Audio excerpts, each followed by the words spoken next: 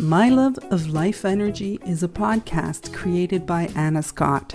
Anna knows that every human being sees life uniquely. In this podcast, she will talk to people and learn from them. These conversations are to shine the brilliance of each human being she speaks to. Join her. After each exploration, you will expand on your insights and see truth and beauty. Good morning, good afternoon. This is Anna Scott, and you're listening to my podcast, My Love of Life Energy. And today I am, I get so touched by the people who come on the show. And today I have the honor of meeting with Meg Vrabel. Did I get that right, Meg? Yes, I did. And Meg was a client of mine. And I met Meg, 4 years ago. Is that correct? Yes, almost exactly 4 years ago. Mm-hmm. And Meg, Meg could tell all of her credentials, but Meg is what I call a badass woman, powerful. But the thing I loved about her power is, as a leader, is Meg always led from kindness. And I watched the results she produced. And so today we're going to explore kindness, etc. But welcome to the show. And I am so honored to have you here. You have no idea. So thank you.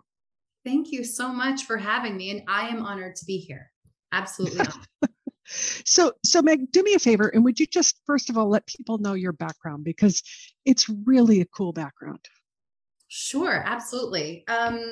So I graduated from West Point in 2006. I served 5 years active duty in the Army, half as an air defense artillery officer, and then half as an adjutant general captain, which is a very fancy way of saying I set up things for VIPs and,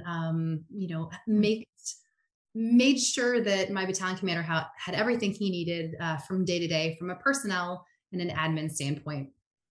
I decided to get out of the Army after I was deployed, and I had no idea what I was going to do. And so my boss in the Army connected me with someone, which happens a lot in the veteran community. We don't really know where we're going to go and what we're going to do. And we don't even know how to place we don't even know how to explain the value of our my dog's down here with me. So he says hi. We don't even know how to explain what we've done in what I would call civilian terms. So I ended up in an account management position in teleradiology. I went from an account management position to overseeing marketing and sales as well. I had a great experience at this company, but knew that the medical field, even on the business side, just wasn't really for me. I ended up in another company that in private security. And I really found kind of what I loved in field services, overseeing big teams with people on the front line. Surprise, surprise, very similar to the Army, right? Big team, people on the front line, making it happen, making a difference every day. And I found myself in the civilian world, but in a place that was pretty similar. From there, there was a merger in the industry, and I ended up moving into a little bit bigger role with a bigger scope in the Bay Area, which is eventually, how I met Anna here. And I oversaw a really large portfolio of prestigious clients, Facebook, Adobe, clients that I'd always thought wow, look at these big giant companies, look what they're doing. And it was really interesting to be working with them, not necessarily on their team, but working with them. From there, I was recruited actually to be the senior vice president of real estate at AAA. And I had no experience in corporate real estate, but there were several other teams that underneath this position that I did have experience in. So I kind of went in a little bit blind. And while I was in that role, it's when I initially contacted Anna, because I knew what I knew, but I felt a little lost in my leadership basics. And I didn't know why, and I didn't know how to get back to where I knew, my fundamentals of leadership. So, and you might not even remember this, but I contacted you initially. We set up a call. We had to move it because it was right around the holidays or something. And by the time we actually talked in person, AAA had moved me from that position into the AAA road service that you all know, the yellow truck on the side of the road, the folks that come to save you if you're broken down, because they had a team that was struggling a little bit and needed some strong leadership. So then my first conversation with Anna was, I have no idea how to run a team of tow truck technicians. I don't know. And you may not remember this, but it was so clear in my head. I was kind of panicking about KPIs and metrics and how fast I'm going to run and how I'm going to lead this team. And Anna, you said to me, take a deep breath and it's all going to be fine. So that was our first meeting. So I did, and we went from there, and we had some amazing coaching sessions. A couple of years later, I was promoted to be the executive vice president and chief experience officer over all of road service, not just one region. So had a lot of fun in that position and a lot of great experiences. And then I just had a much larger team of those frontline soldier type contributors. Fast forward a little bit more, and my husband and I found ourselves in the middle of COVID, working from home, kind of a hybrid.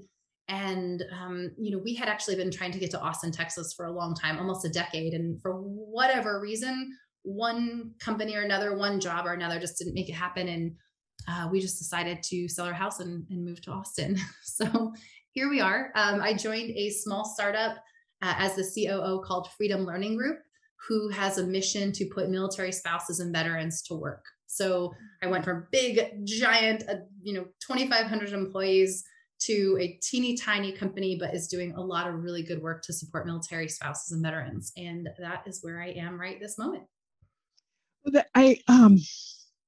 One is like, wow. I know, crazy ride, right? Crazy ride. Like my head is spinning.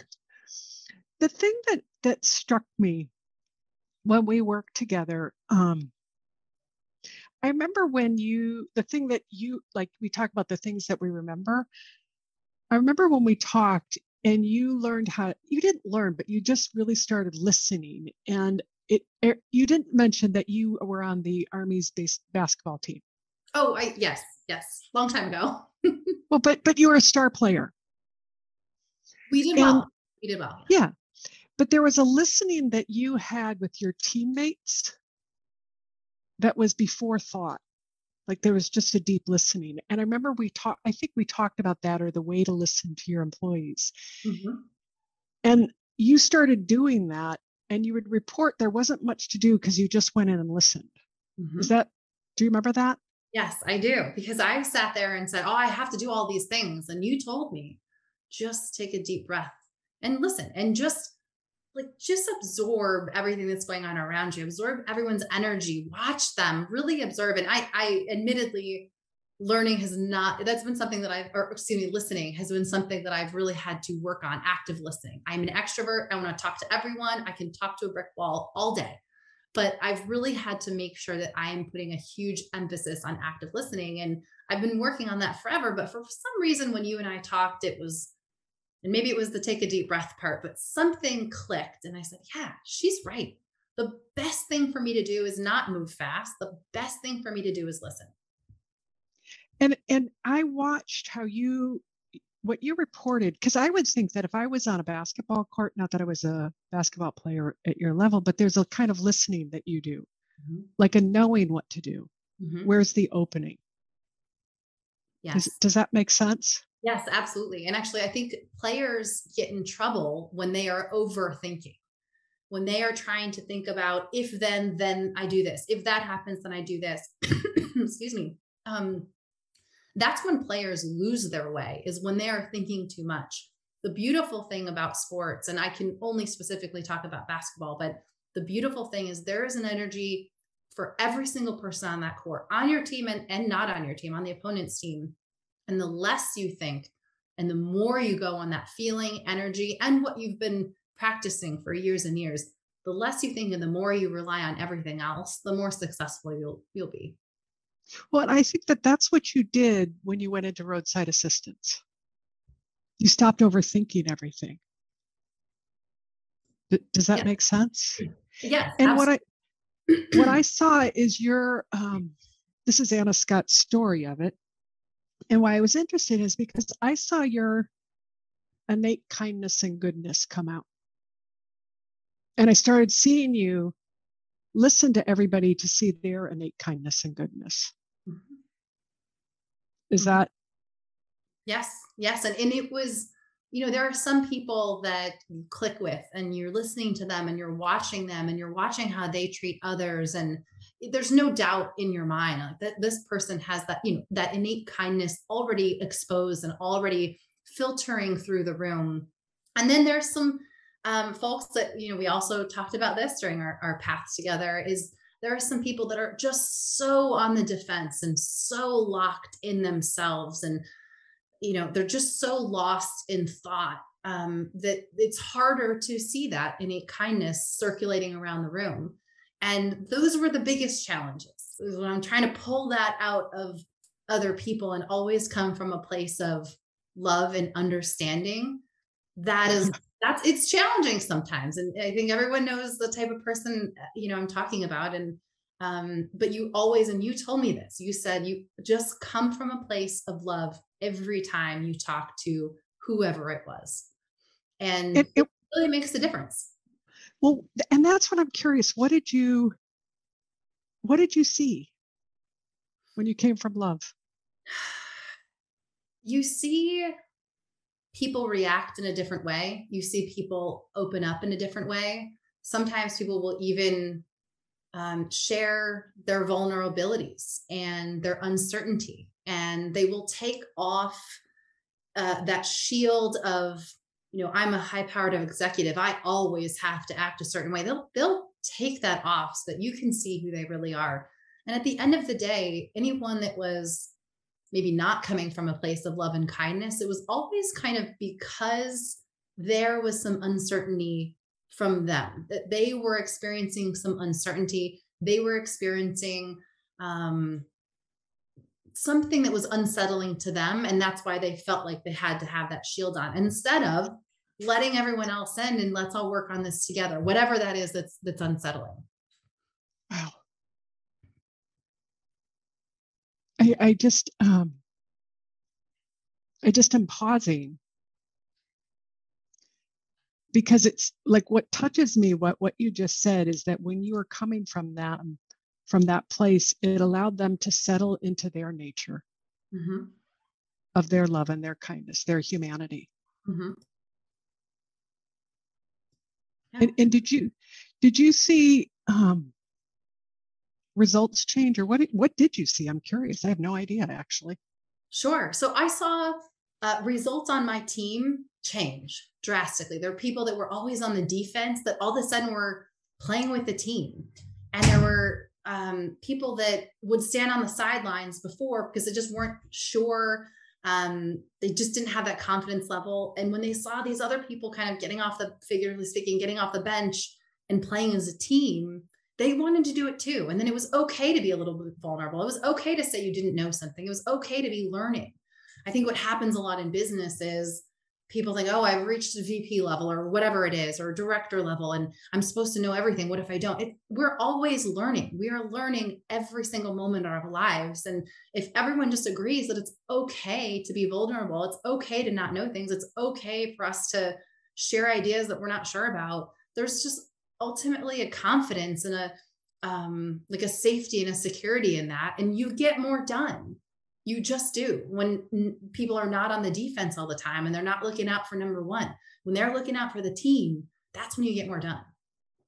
You remember the coach you shared me, the book, the woman who died, Maggie. Mm-hmm. What was her coaching style? Was from kindness or inclusion, wasn't it? Absolutely, 100%. She came from a place, I may get a little teary-eyed talking about her, but she came from a place of everyone is on this team. Everyone loves everyone. We are here as a family. And now that was very different. She was only there my senior year.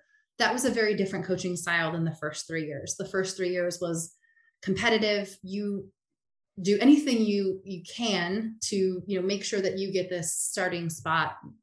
It's very traditional in sports.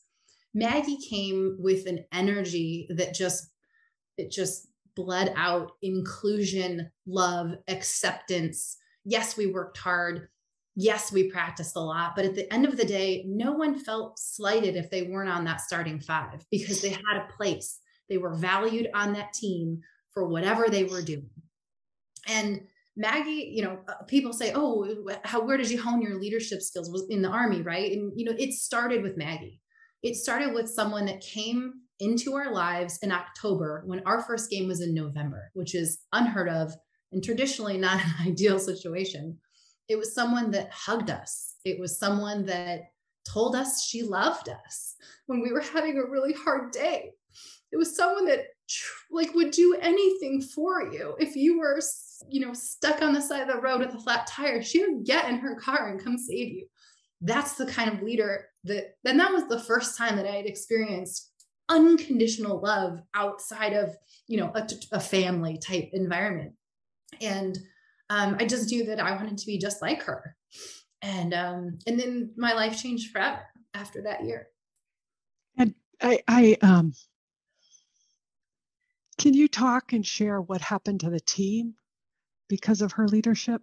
Yeah, absolutely. So this has been a team that we had some really very talented players on this team.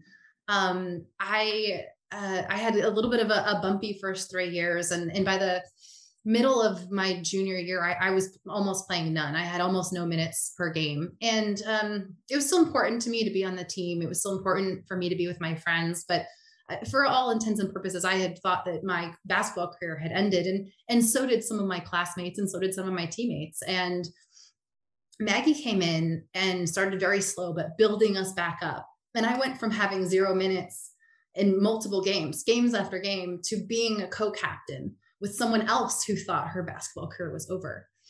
And Maggie just built us up in such a way. We wanted to win because we're all athletes and we're all competitors, but we wanted to win for her.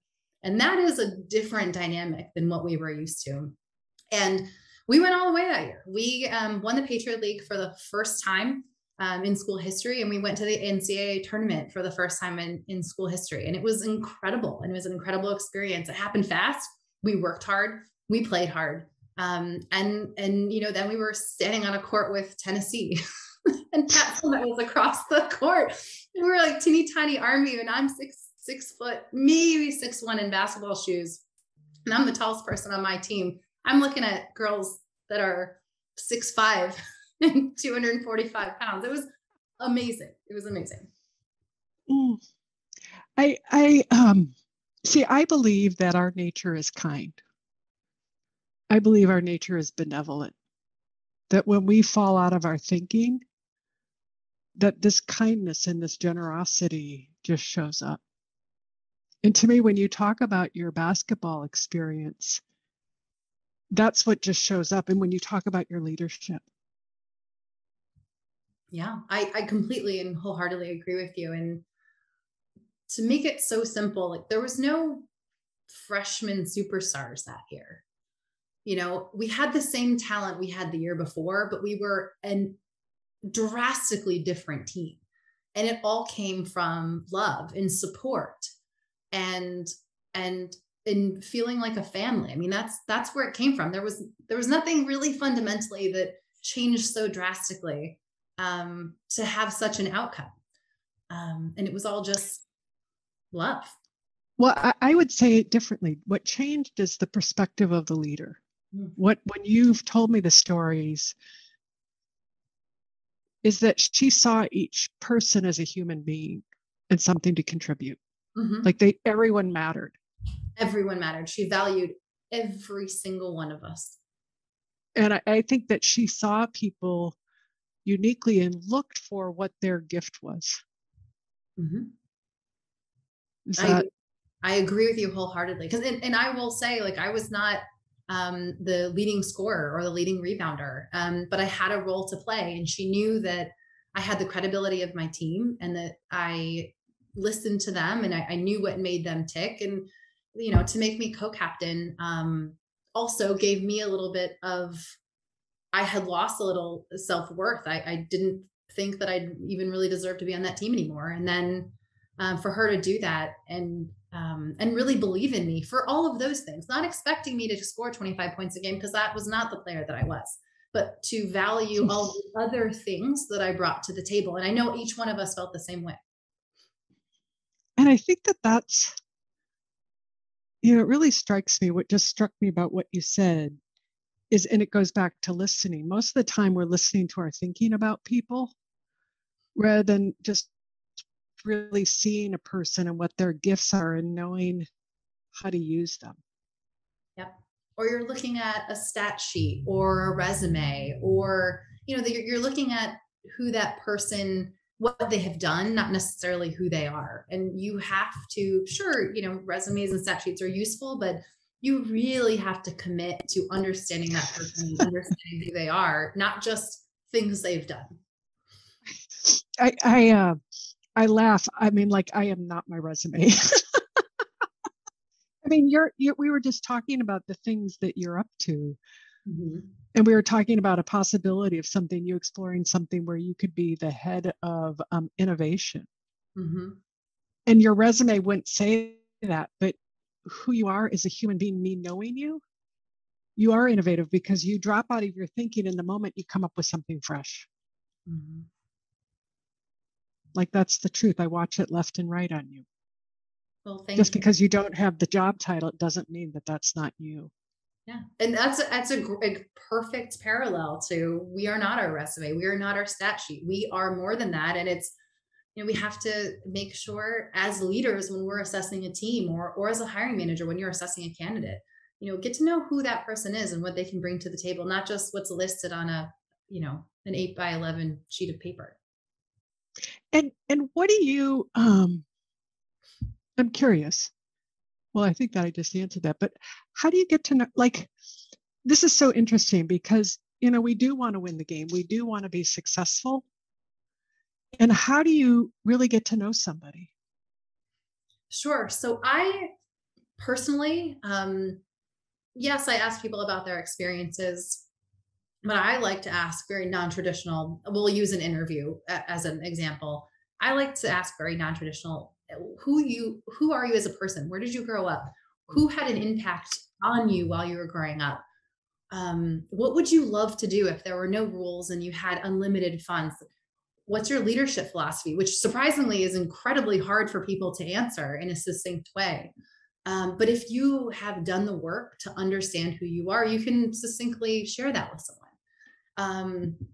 So I think just getting out of the norm and that traditional, run me through your resume and tell me about a time that you solved this problem, getting out of that script and making people, or encouraging people to share experiences outside of just that resume, you'll just get a better picture of who that person is as a whole, how their mind works, and how they can contribute to your team and the success of a company and the success of a team.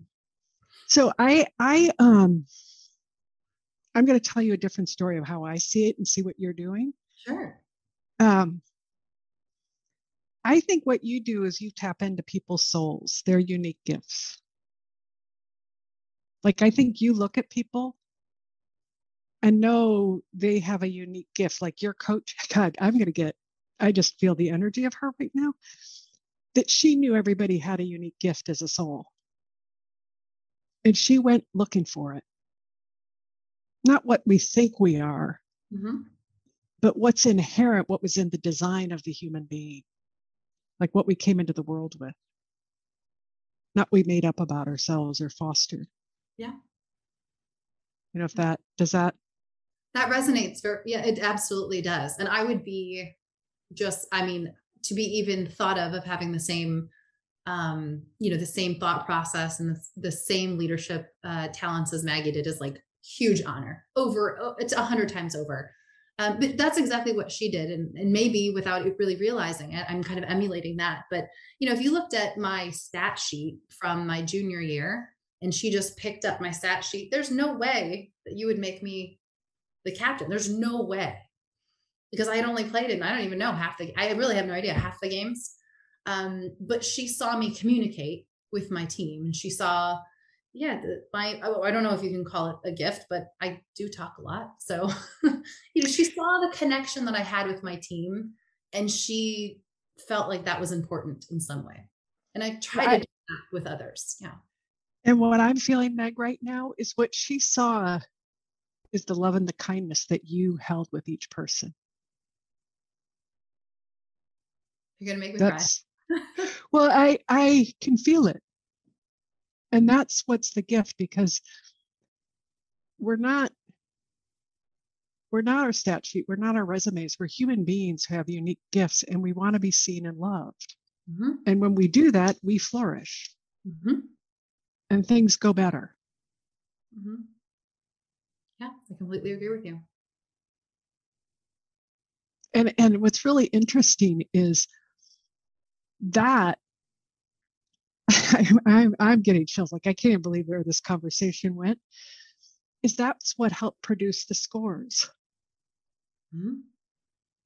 Because when people feel loved and connected, they do their best.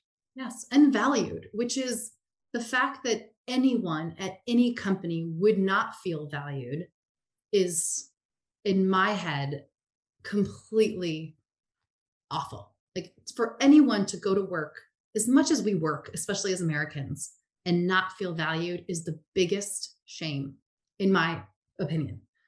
And so what I try to do is every single level, every single teammate, I insist on having some kind of interaction with them and making sure they know how much I value them as a person, not just an employee. And I don't even know how to summarize how big of an impact that has. It just, and it doesn't take that much energy. And it's enjoyable for me to connect with another human being in any capacity.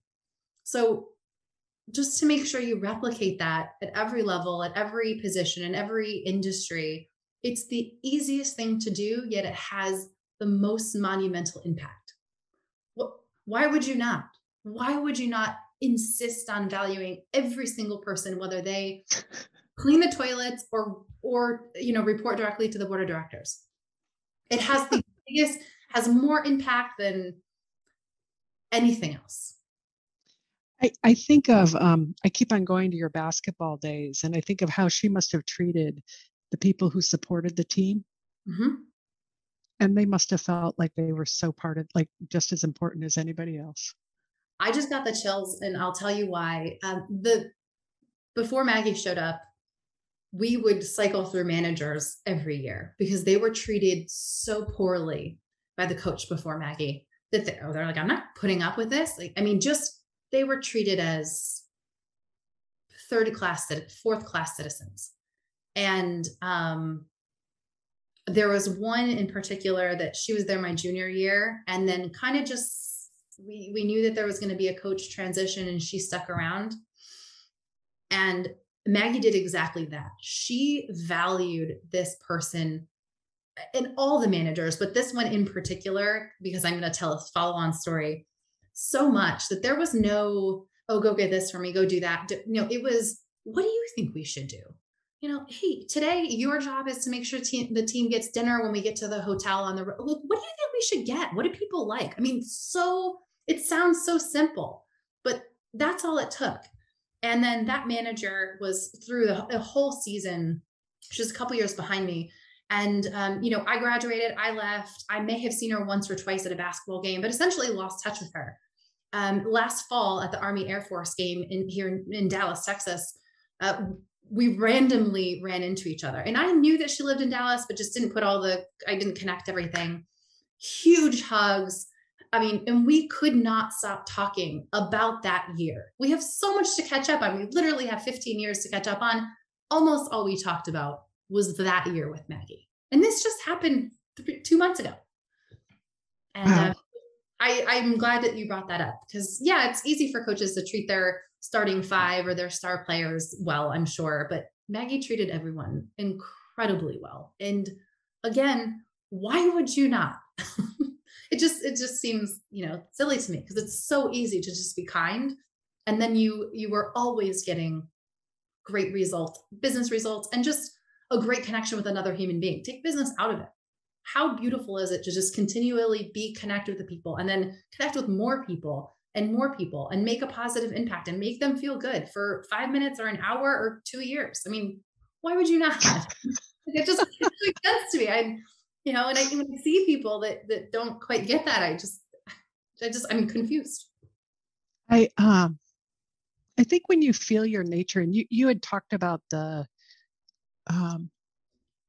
coach before you and the belittling Mm-hmm. that she had done to people. Mm-hmm. And, I just think that people, like, we lose track of who we are, the kindness of who we are. And then when you have somebody who knows who you are and what you're made of and operates from that, the results that get produced are completely different. Mm-hmm. And they have an impact the rest of your life. Mm-hmm. You don't forget it. Absolutely. No, and that's what I see you do. I remember when I went to see you one time, and we were in, I think, the 9th floor of your business, and the admin was there. And the way you treated him, you knew his name, there was respect, you knew I remember he had been on vacation. Mm-hmm. And you knew that too. And you asked him about his vacation. And I watched him, it was like watching a plant that had been dried come to life. I don't know if you've ever seen that, if you haven't watered your plant for a while, yeah. And all of a sudden you get water and it starts to bloom again. That to me is what it was like to watch you in that conversation. To watch this human being, people just dismiss, and you there with a powerful title, EVP. Yeah. And it required no extra work on my behalf.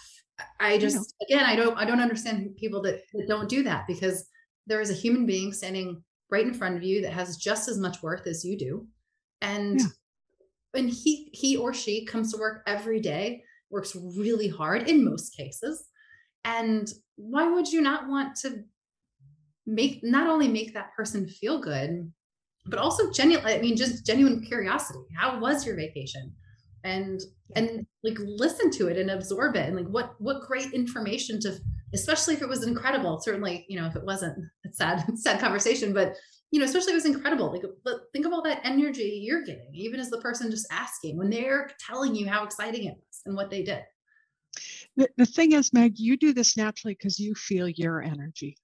You feel your aliveness and your humanity, and you just share it, and it produces, and it's kind, it's benevolent, and it's creative, and it's powerful, and you share it, and I just watch it ripple and grow. What's interesting about that is I feel like I get my energy from others. Like when I see someone that smiles and lights up and feels good, or had a hard day and then got better the next day, that's where I feel like I get my energy in order to share it. So it's kind of like a beautiful circle of energy, and we all have great days and some not so great days, and keeping that flowing is how it works. Well, you just said the truth of it. We're almost done with this, which makes me sad, but the truth is we're all human beings, and we're all connected, and we do have good days and bad days, but we're all connected, and we all have gifts, and you are masterful, like your coach, of shining that on people and sharing that. Thank you. And it's such an honor to know you. It's an honor to see the work. I think about all the work that we did from the first time I met you until now, and it has been absolutely life-changing. This is my formal commercial for Anna Scott. Absolutely incredible human being, incredible coach, and I look forward to every single time I get to talk to you, and every single time I even get to see you. You're randomly in Austin a little while ago, and I can't say enough good things. I'm so happy that the universe brought you and me too. lives together. Me too. Thank you, Meg.